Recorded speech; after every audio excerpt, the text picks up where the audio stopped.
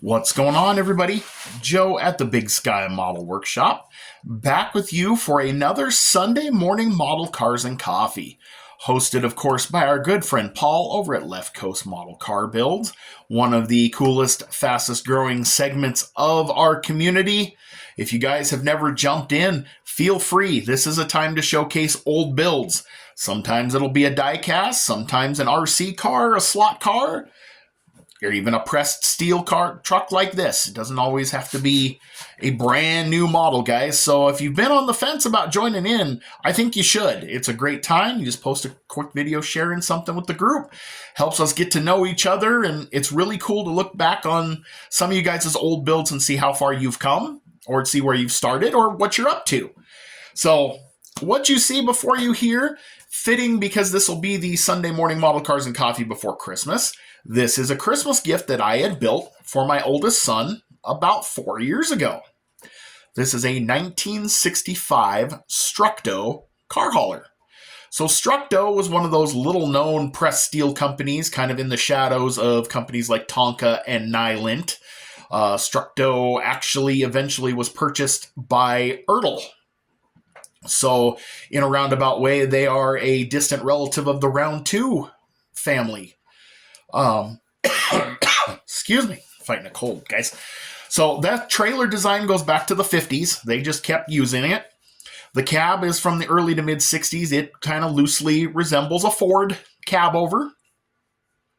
Structo was kind of on the lower end of things, if you will. So some of their designs and whatnot were, kind of basic, but it was still really neat. I bought this with some other pressed steel toys in a lot from a person here in town who was their childhood toys that they had had since the 60s that had been in a basement. So they were pretty rusty and crusty. The trailer belonged to a different cab, and this cab was originally red and had a livestock trailer that was too rusted to save. But I liked the Ford style cab, so I restored this cab to mate with this trailer. So it's all powder coat. It's powder coated in a Eastwood teal blue. I remember when I bought my Eastwood powder coat gun, I got a basic color set, and they had a teal and a purple that were on clearance, and so I grabbed them too. Headlights and the grille and the hubcaps are all just polished stock pieces. I didn't replate them or anything. The windshield is a reproduction piece from Gasoline Alley Toys, as are the side decals. If you guys are ever restoring pressed steel toys of any kind, there's a good chance that Gasoline Alley is going to have those replacement parts. Some of them just aren't available, like the tires and the white walls for a Structo. You're buying those off of eBay. You're at the mercy of whoever's got what you need if you're not willing to wait. This one, fortunately, I had a full good set of tires and white walls. I did the retro brighting technique where I covered these in cream hardener, put them in a Ziploc baggie, and threw them outside in the sun for a couple days and brought them back to life. One neat thing about Structo, what they were doing before Buddy L, before Nylint, before Tonka at the time, is they were already putting interiors in. So let me get this trailer off of here, and I'll show you the cab. So they were one of the first to start putting a plastic interior tub in theirs as one way for them to stand out. So it's got a plastic interior, which is very grungy now because this truck has probably seen a million kid miles. Spends most of its days now as a shelf queen because my oldest son is now 12, and well, let's face it, 12-year-olds don't really play with pressed steel trucks anymore.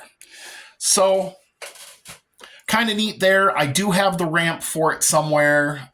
These would have come originally with some pressed steel toy cars and pickups, and if you find those, they are worth a small fortune individually if they are intact. I actually, between powder coat, decals, parts, and everything, I probably only have about $40 in this build. Not too bad.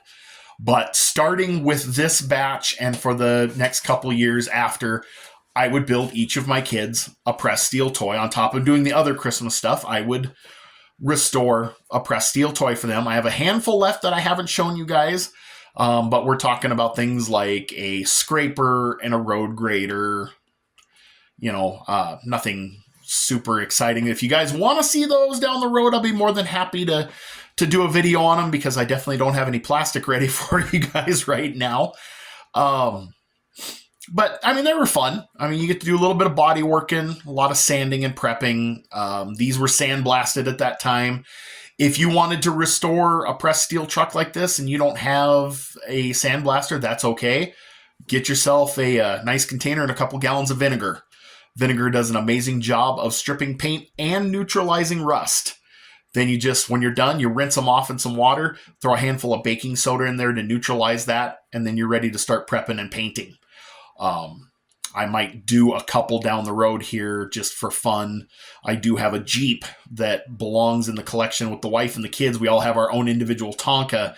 Mine didn't get restored yet. So if you guys want to see that down the road, let me know. I'll do a video series with it maybe and see if I can't bring that old snowplow Jeep back to life.